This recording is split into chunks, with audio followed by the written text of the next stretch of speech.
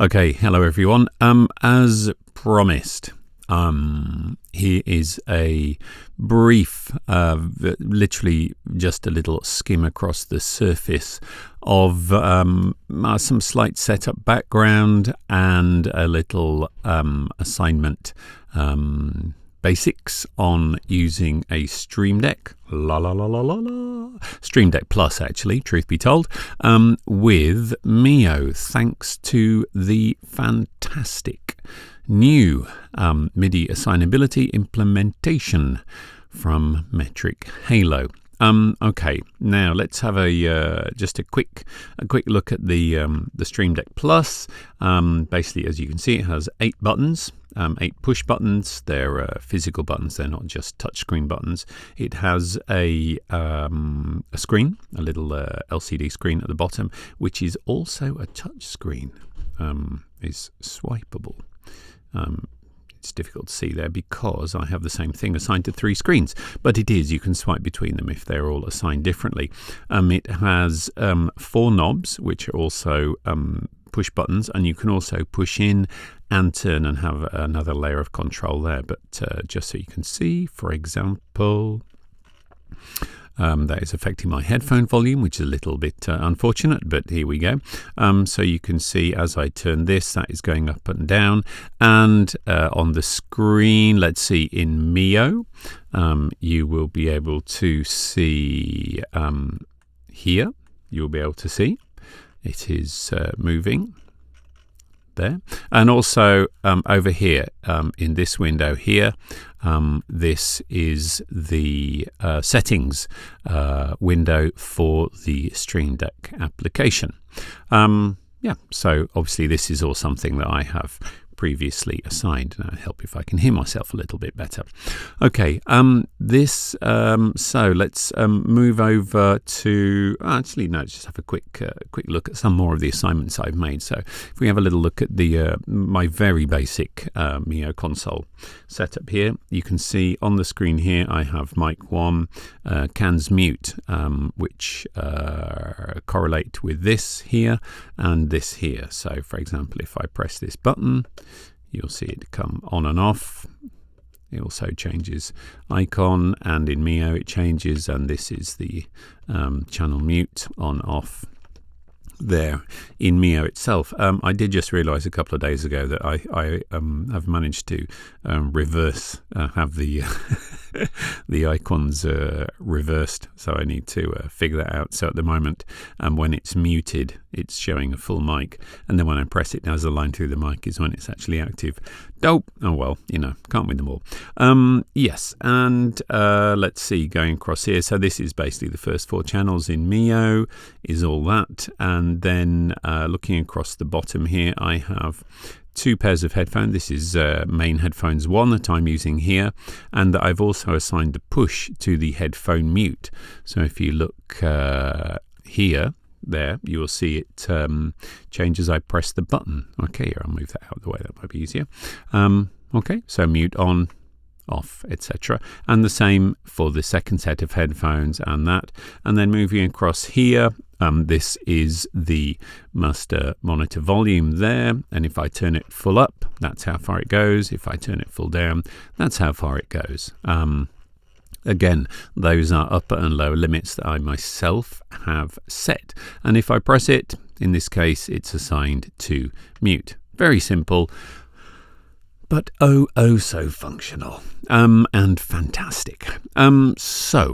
Looking over here now at the StreamDeck settings panel, one brief side note: when you are setting up StreamDeck and you're wanting to use it, obviously you want to have it selected as one of your startup items in your Mac OS system settings, so that it always boots up and is ready to go along with MIO when you boot your machine.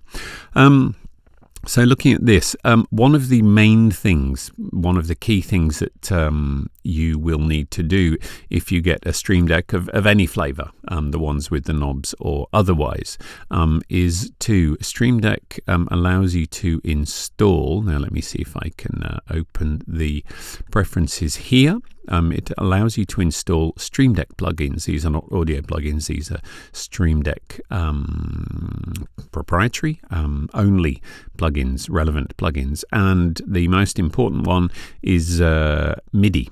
Is the StreamDeck MIDI plugin by Trevliger Spell.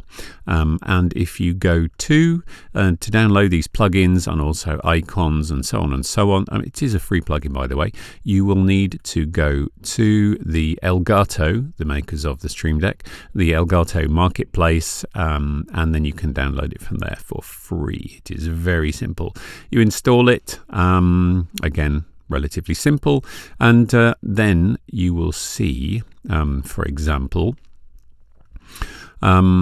you have different kinds of plugins available. So with this here, keys obviously refers to the buttons. These 8 buttons on the StreamDeck itself, and the dials refers to the 4 dials along the bottom. And you'll see slightly differing options depending on which you've chosen. So obviously with the buttons you can assign any of these things, MIDI related control parameters to any of the buttons, and with the dials you have a more limited selection for obvious or otherwise reasons. Anyway, let us skip across to and just briefly assign something so you can see how it's done. Before we do that, let's just have a look at, say, one of these and one of these, so you get the idea. So if I just click on there, you will see from my assignment already that this is how it's set up. So I've labeled it, titled it. This is where this text comes from. You will, for example, for a button, for this case, for this, it will need to be toggle, and it is assigned to a MIDI note on off. You will need to lower down in the bottom part, select your logging. Maybe it's not there. Anyway, now I'll come back to that in a minute. Yes, MIDI out and import. You'll need to select the StreamDeck to DAW in and out. I kind of slips my mind. It's quite a while ago now. There was a tiny bit of some menu somewhere. I might actually have been in the Mac MIDI setup. I can't remember. But once you have that dialed in, it's all good. It's very straightforward. And then, yes, beyond that, you choose the note number, etc., that you want, and that's it. For my case, because I'm using it as a switch, I set 2 icons, which is where these come from, and simply you can again, you can download icons from the Elgato site. You can find them elsewhere as well. You can just make colors and blocks and squares and make your own and drop them in there. It's all very simple. And yeah, it's pretty much, I wouldn't quite say plug and play, but it's relatively user-friendly indeed, I found. So these are both quite similar, and I will run through the assignment in a minute. Moving down to this one here, this is slightly different, being a dial. You can see when I clicked on here that this was on keys. When I click down here, it automatically changes to dials and gives you the more limited menu. And for this one, I'm pretty sure I just chose generic MIDI, dragged it, dropped it on there, and again, you can choose your control number and channel, etc.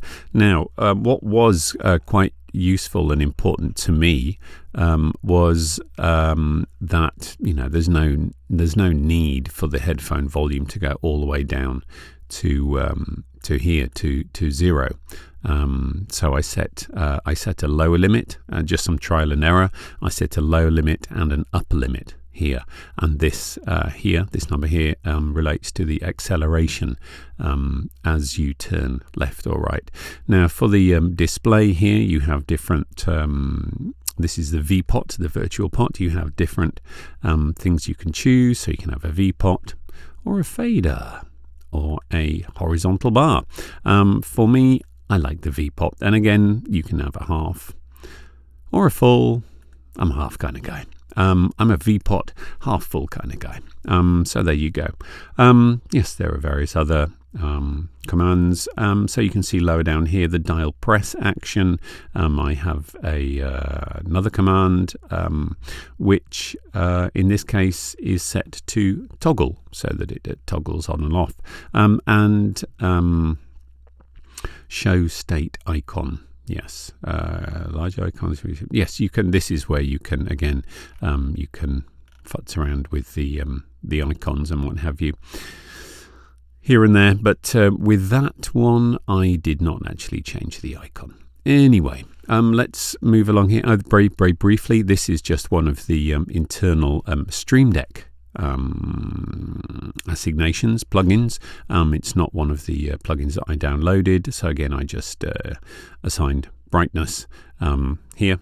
So you can see that it actually changes the brightness of the screens here on the StreamDeck unit itself. Now moving across, so I have I think you can have actually up to 10 pages that you can swipe between. Now because I want to have access to my basic MIO control for headphones and monitor volume, whatever I'm doing, whichever applications, etc. I am using, I duplicated this screen across the first 3 pages. Normally I don't have this 4th page actually available, so this is available on all pages normally for me. I added this 4th page just so I can show you a little assignment. So what I am thinking to do is to assign something maybe in this channel, I think. So let's start with let's go crazy. Let's do keys. Let's have a note on and off. Let's drag that in there. We see the note on and off. Push toggle. Let's have it on toggle. StreamDeck not present, so what I need to do is just choose in and there, choose out. Yeah, I won't mess around with the icons for now. We don't need to be doing that. So for now, I'm going to change that. What am I going to call it? I will call that, imaginatively enough, solo. Now, guess where I'm going to assign that? So if we come back over here, I haven't tested this yet, so I'm really hoping it's going to work. So if I do the good old command 1, we can see that there, and I am going to press our brand new button. Ka-chang! Okay. And that, oops, that wasn't the best idea, was it? I just muted myself. But you see the theory in some kind of practice. So how about we assign? Let's instead assign it to this one here, which won't affect what I'm doing. Okay, so put that there, and I'm going to use my new button. Pa-ching! And there it is, and set. So now, hopefully, there it is. You see the this solo light come on, and everything else goes off, and I am suddenly not able to hear myself, but you get the picture. There it is. It's working. It's working. Excuse me. That's how easy it is. Now you might find that you need to finesse, for example, very slightly. You might need to finesse. Let's have a look. It was this one. It was this one, wasn't it? Yeah. For example, the mode here to either toggle or set. Occasionally, you might find that for various reasons, swapping the state here to 1 and 0, reversing that might make things work the right way around for various things.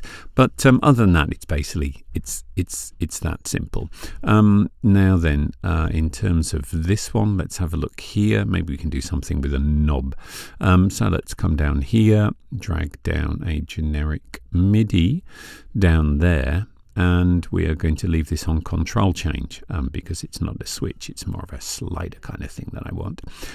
So let's just give it a random number, leave it on 1, and let's just for giggles may change this to a fader, and we need to do the MIDI port selection here. Let's put that there, put that there, like that. It's probably set from before, like that. And oh, shall we call this fader? There you go, Darth Vader. Title disabled. There's no title there. Anyway, okay, that'll do. Alrighty, and that should. Let's just have a quick look. Yeah, you can see the faders going up and down on the screen there. Now, hopefully, let's see. Let's try it with this one again, and kashang. There we go. It's giving us a value. Minimum and max 10. There we go. Mode. Let's just leave it on set as is. Hit set there. Now let's have a look. There you go. You can obviously select your own upper and lower limits. Assign more buttons and things, and that's basically all there is to it. So you can keep going through, adding things, finessing things. If you realize, for example, that you don't like the fader, you want to have a V-pot instead, or you want to have a full-size V-pot, you can do all of those things, and it shows up basically instantaneously. And I think for now that is probably about enough of me rambling on with this for now. So let's see. You can see. And things such as the backgrounds in the touchscreen here are selectable. You can add these icons here. I added these myself, so they give me, mute or unmute speaker information. You'll have fun searching around for black and white icons and so on and so on. But yeah, it doesn't take weeks and weeks. And once you have it dialed in, honestly, there are some fantastic things here. I have, for example, various clocks and things, but actual functional switches and multi-function buttons. So this one here, for example, if I don't know why, for some reason, if I reboot my Mac with my Leo 8 connected via USB-C, even though it's on all the time, when the Mac reboots, it doesn't immediately, it doesn't see the MIO when it's rebooted, already attached, powered on. So if I click this button here, it is set to both. It does two actions, which you'll see here. It will close MIO Console and then reopen it after. You can also add delays between actions. You can launch basically as many. You can make macros really to launch as many. For example, applications at the same time as you wish, media players, Pomodoro timers, open other applications, and is that going to work? Let's have a look. There we go. Yeah, it's it just opened up my ta-da! There you go. Just opened up my notes menu, and then if I press it again, it does now close the notes menu. So really, I have another friend of mine who also has a Metric Halo, who got one of these just after me to give it a go, and we were just talking yesterday about absolutely how well outside of MIO, basically incredibly useful the whole thing is. I used to have a standalone USB volume controller. I started setting up another Novation, some kind of Novation, the mixer, I can't remember the name of it, they have to assign faders into MIO and what have you. I had all kinds of things hooked up, and honestly, once I got this StreamDeck Plus, it's it has really made studio life, mine here in my little studio, far more efficient and comfortable. which is only a win. So I hope that was some kind of use to somebody. Ask me any questions if you have any. I will do my best to answer within time and knowledge constraints, but honestly, if I can work it out, I'm sure you can. So thanks for watching, hope it helps, and good luck.